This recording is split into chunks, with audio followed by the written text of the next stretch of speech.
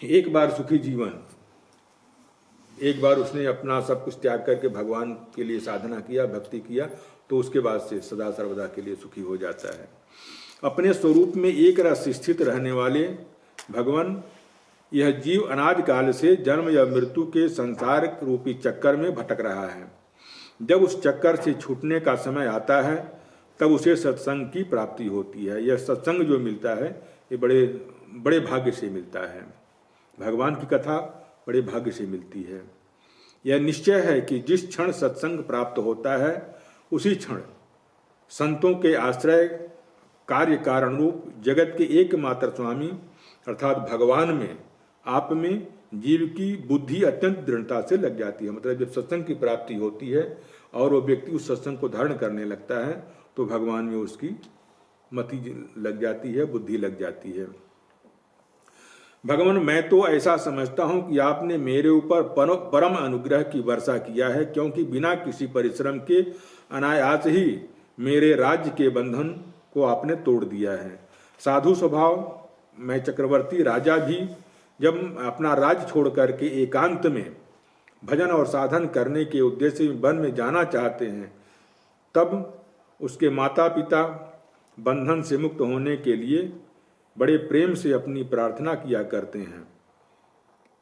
अंतर्यामी प्रभो, आपसे क्या छिपा है, मैं आपके चरणों की सेवा के अतिरिक्त और कोई भी वर नहीं चाहता हूँ, क्योंकि जिनके पास किसी प्रकार का संग्रह और परिग्रह नहीं है, मतलब संग्रह करते हैं इकट्ठा करते हैं और परिग्रह करते हैं दूसरों से लेने के या मांगने को। जिसके पास संग्रह और परिग्रह नहीं है अथवा जो उसके अभिमान से रहित है, मतलब हमारे पास क्या है, कितना धन है, यह अभिमान अगर किसी के पास नहीं है, वे लोग भी केवल उसी के लिए प्रार्थना करते रहते हैं, फिर भी वो धन के लिए ही प्रार्थना करते हैं भगवान से।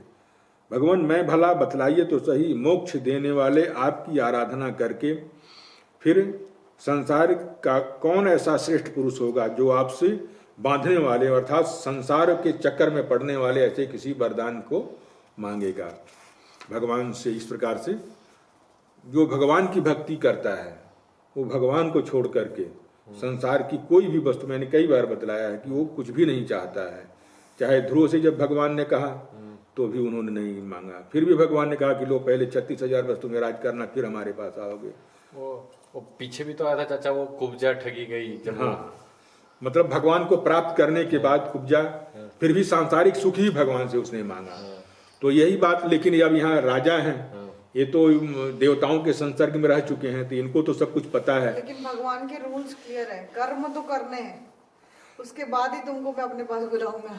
जो तुम्हारा कर्म है वो तो करके आना पड़ेगा। नहीं, संन्यास या कर्मयोग ये कर्म का निषेध करता है। जो संन्यास ले लेते हैं उनके लिए सब कुछ वर्जित है, कुछ ही नहीं करना है। मिल गया तो खा लो, नहीं तो जय जय सिया राम। तो फिर जैसे ध्रुव जी को उन्होंने बोला ना कि तुमको राज करके फिर आना है। नहीं, वो तो इसलिए ध्रुव जी के लिए उन्होंने कहा क्योंकि ध्रुव जी जब घर से निकले थे तो उनके मन में ये अभिलाषा थी कि मैं पिताजी जो हमारे राजा हैं उनसे भी ऊंचा कोई पद हो तो मैं वो चाहता हूँ। उनके पद में मन में अभिलाषा थी, उसी ऊंचे पद को प्राप्त करने के लिए ही घर से निकले थे। तो अगर हम किसी वस्तु को पाने के लिए भगवान की प्रार्थना करते हैं, उसके बाद हम जब भगवान को प्राप्त कर लेते हैं तो हमारे अंदर से वो सारा मल धुल जाता है, तो फिर हमारी जो बुद्धि है बिल्कुल निर्मल हो जाती है, फिर हम कुछ भी नहीं चाहते भगवान को छोड़ करके।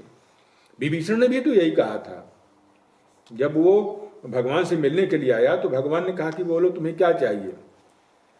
तो उन्होंने कहा भगवान कुछ नहीं, अभी तो बस आप मिल गए, आज इसके अलावा हमें कुछ नहीं चाहिए। लेकिन फिर भी भगवान ने कहा कि आप राज्य छोड़ करके आए हैं और स्वाभाविक है राज्य की अभिलाषा से ही आए हैं, तो भगवान उनको लंका का राजा बनाते हैं। तो अगर हमारे मन में कोई अभिलाषा है, उस अभिलाषा को लेकर के हम भगवान की तपस्या करने के लिए जाते हैं, तो पहले तो उस अभिलाषा को पूरा करेंगे भगवान, उसके बाद मुक्ति देंगे। अगर आप में समझदारी है तो आप जब ये कहेंगे हमें कुछ नहीं चाहिए तो भगवान कहेंगे अच्छा ठीक है, पहले ये राज्य भोग लो इसलिए तुम आए थे, फिर हम तुम्हें मुक्त कर देंगे। लेकिन अगर तुमने कह दिया कि मुझे राज्य चाहिए तो राज्य देकर फिर भगवान चले जाएंगे, फिर मुक्ति नहीं मिलेगी। हाँ कुब्जा वाला केस है, हाँ, तो वो कुब्जा वाली हालत हो जाएगी। लेकिन अगर आपने सचमुच हृदय से सब कुछ त्याग दिया है भगवान के दर्शन के बाद ही, क्योंकि भगवान का दर्शन जब हो जाता है तो मनुष्य का सारा पाप नष्ट हो जाता है, सारा मल धुल जाता है, उसके बाद उसकी बुद्धि पवित्र हो जाती है। इसलिए जिन जिन संतों ने भगवान का दर्शन किया उन्होंने यही प्रार्थना किया कि हमें कुछ नहीं चाहिए। हाँ, लेकिन अगर दुर्गा जी की प्रार्थना करेंगे तो वो जिस कारण को लेकर के भगवान की प्रार्थना करेंगे वही चीज मांगेंगे। भगवान शंकर जी से जितने भी असुर थे वरदान मांगते थे, क्या? हमें राज्य चाहिए, हमें बल चाहिए, हमसे कोई जीत न सके, इस प्रकार का वरदान, हमारी कभी मृत्यु न हो, इस प्रकार का वरदान मांगते थे। लेकिन भगवान की जो लोग प्रार्थना करेंगे, जो तपस्या करेंगे, वो कहेंगे हमें कुछ नहीं चाहिए, कुछ भी नहीं चाहिए, प्राण है अभी ले लो, कोई फर्क नहीं पड़ता है, हमें कुछ भी नहीं चाहिए, न सुख चाहिए। हाँ, अगर देना ही है तो अपनी भक्ति अर्थ न धर्म न काम रुचि, पद न चाहूं निर्वाण, जन्म जन्म रुचि राम पद, यह वरदान नयान। हमें धन नहीं चाहिए, सुंदर स्त्री चाहिए नहीं चाहिए, अर्थ धर्म न काम रुचि, हमें कुछ भी नहीं चाहिए, मुझे मोक्ष भी नहीं चाहिए। संसार में 4 पुरुषार्थ हैं, अर्थ माने धन, धर्म में धर्मात्मा बनूं, काम स्त्री आदि संपत्ति आदि, और मोक्ष। लेकिन जो भक्त होते हैं इस चारों में से कुछ भी नहीं मांगते हैं, यही मांगते हैं कि जितने बार हम जन्म लें कोई फर्क नहीं पड़ता है, मुझे 1000 बार जन्म दो, लेकिन हर जन्म में मेरा प्रेम आपसे बना रहे, बस यही वरदान हमें चाहिए। तो यही बात यहाँ पर महाराजा मुचकुंद भी कह रहे हैं कि हे प्रभु, मैं सत्वगुण, रजोगुण और तमोगुण से संबंध रखने वाले समस्त कामनाओं को छोड़ करके केवल अद्वितीय चित्स्वरूप परम पुरुष परमात्मा मैं आपकी शरण ग्रहण करना चाहता हूँ। भगवान, मैं अनादि काल से अपने कर्म के फलों को भोगते भोगते अत्यंत दुखी हो गया हूँ। जो कर्म करता हूँ उसका फल मुझे ही मिलता है, अच्छा करेंगे तो अच्छा मिलेगा, बुरा करेंगे तो बुरा मिलेगा। इस प्रकार से मैं उन कर्म के फलों को भोगते भोगते मैं दुखी हो गया हूँ, मैं आर्त हो रहा हूँ। उनकी दुखद ज्वाला रात दिन मुझे जलाती है। मेरे 6 शत्रु, 5 इंद्रिय और 1 मन कभी शांत नहीं होते हैं। उनकी विषयों की प्यास बढ़ती ही जाती है, कभी किसी प्रकार एक क्षण के लिए भी मुझे शांति नहीं मिलती है। हे शरणदाता, अब मैं आपके भय और मृत्यु और शोक से रहित चरण कमलों की शरण में आया हूँ, मैं आपकी शरण में आया हूँ। हे सारे जगत के एकमात्र स्वामी परमात्मन, आप मुझे शरणागत की रक्षा कीजिए, अपने शरण में लीजिए। ये कुछ भी नहीं मांगते हैं, बस यही कि हमें आप अपनी शरण में ले लीजिए, इसके अलावा मुझे कुछ नहीं चाहिए। भगवान श्री कृष्ण ने कहा कि सार्वभौम महाराज, चक्रवर्ती सम्राट, तुम्हारी मति, तुम्हारा निश्चय बड़ा ही पवित्र है। तुम उच्च कोटि के भक्त हो। यद्यपि मैंने तुम्हें बार बार वरदान देने का प्रलोभन दिया है, मैंने तुम्हें लालच दिया है कि तुम कुछ वरदान मांग लो, फिर भी तुम्हारी बुद्धि कामनाओं के अधीन नहीं हुई, तुम कोई भी कामना तुम्हारे मन में नहीं आई है। मैंने तुम्हें जो वर देने का प्रलोभन दिया था वह केवल तुम्हारी सावधानी की परीक्षा करने के लिए ही मैंने दिया था कि तुम कितने सावधान हो। मेरे जो अनन्य भक्त होते हैं, देखिए वही बात मैंने जो बताई ना कि भक्त जो होते हैं, जो मेरे मनन भक्त होते हैं, उनकी बुद्धि कभी भी कामनाओं के कारण भटकती नहीं है, इधर उधर नहीं जाती है। जो लोग मेरे भक्त नहीं होते हैं वे चाहे प्राणायाम करें या और भी किसी भी प्रकार का योग साधना वगैरह करें, तपस्या करें आदि के द्वारा अपने मन को बस में करने का कितना ही प्रयत्न करें, उनकी वासनाएं कभी समाप्त नहीं होती। उनकी जो वासना होती है, इच्छाएं होती हैं कि ये कर लूँ, वो कर लूँ, ये पा जाऊँ, पुत्र पा जाऊँ, पत्नी पा जाऊँ, धन पा जाऊँ, संपत्ति पा जाऊँ, मतलब इस प्रकार की कामनाएं वो कभी नष्ट नहीं होती हैं। उनका मन और सारे मनोभावों को उनका मन फिर से विषयों की ओर मचल पड़ता है। वो भले तपस्या में लगे रहेंगे लेकिन मन उनका फिर विषयों की तरफ, हमें ये चाहिए, हमें वो चाहिए, इस तरह से भटकने लगता है। तुम अपने मन और सारे मनोभावों को मुझे समर्पित कर दो, मुझ में लगा दो और स्वच्छंद रूप से पृथ्वी पर विचरण करो। मुझ में तुम्हारी विषय वासना से शून्य निर्मल भक्ति सदा बनी रहेगी। भगवान ने ये वरदान दिया कि मुझ में जो तुम्हारा प्रेम है वो सदा सर्वदा बना रहेगा। चाहे तुम कहीं रहो, कुछ भी करो, कहीं भी भटकते रहो। भगवान यहाँ कह रहे हैं तुम स्वच्छंद रूप से विचरण करते रहो पृथ्वी पर, कहीं भी घूमो, कहीं भी जाओ, कुछ भी करो, कोई फर्क नहीं पड़ता है।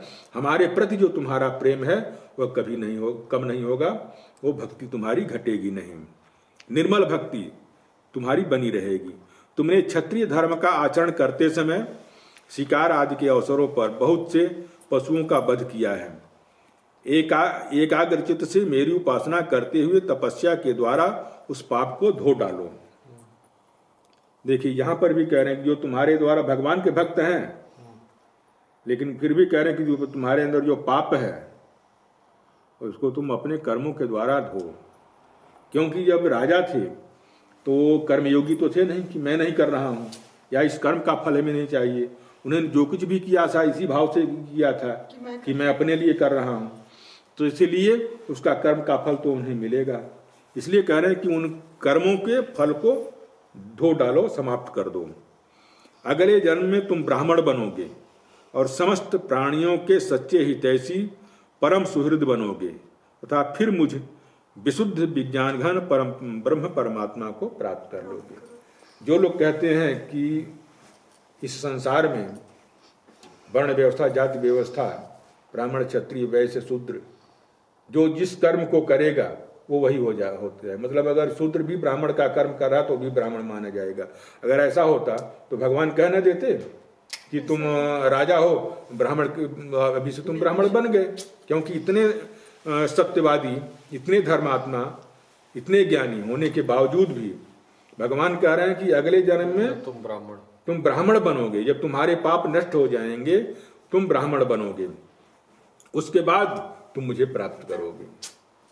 अन्यथा भगवान भी कह देते हैं कोई बात नहीं है, तुम इसी जन्म में मुक्ति पा जाओगे, मुक्ति पा जाओगे। तो ये बात सत्य नहीं है। वही जैसे भगवान ने नियम बनाया हुआ है उसी धर्म के अनुसार चलने पर हमारी मुक्ति, हमें भगवान की प्राप्ति होती है। जय श्री कृष्ण।